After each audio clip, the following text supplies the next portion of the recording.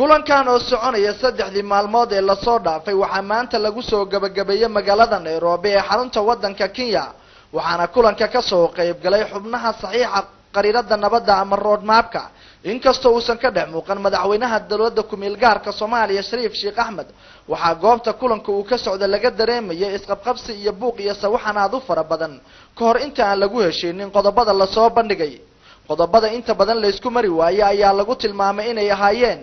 kamid ahaanshaha xubin baarlamaan iyo waxa looga baahan yahay qofka baarlamaanka Soomaaliya kamid noqonaya ayadoo xubno kamid ah dadkii goobta iskugu yimid ay soo bandhigeen in looga baahan yahay qofka kamid noqonaya baarlamaanka Soomaaliya inuu la yimaado shahaado heer jaamacadeed iyo in ka badan halka ay soo bandhigeen dad kale in looga baahan yahay qofka inuu la yimaado shahaado dugsi sare ra'iisul wasaaraha dawladda ku meel gaarka Soomaaliya iyo xubnaha kale oo kulanka ka qayb qaadanaya oo saxiixa road mapka ayaa markii uu soo gabagabay kulanku waxay la hadleen warbaahinta waxaan laga wada hadlay waxyaabo tiro badan oo ay kamid ahayd geed socodka nabadda Soomaaliya si loo dhameystiri lahaa road map processkii wuxuu dambeeyay meeshii uu dambeysay doorashadii baarlamaanka xiritaankiisii marka arrimahaas iyaga ahay in la isku afgarto si markaas hawsha waqtiga dhiman oo yar loogu soo dhameeyo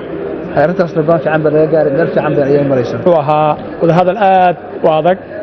mudana qaatay qodobadii ugu dhibka badnaa ee laga wada hadlay ee aad u cuslaaday sida uu sheegay ambassador Mahiga waxa kamid ahayd xulida baarlamaanka ee xagga waxbarashada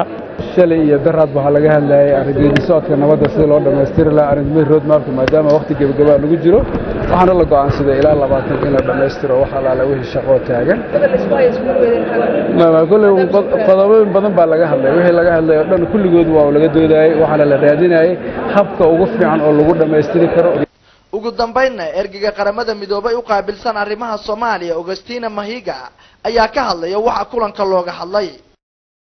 We have also agreed on the criteria for the parliamentarians. Hassan Kafi Mohammed Halane, telefishinka caalamiga ee Hong Cable TV, Nairobi.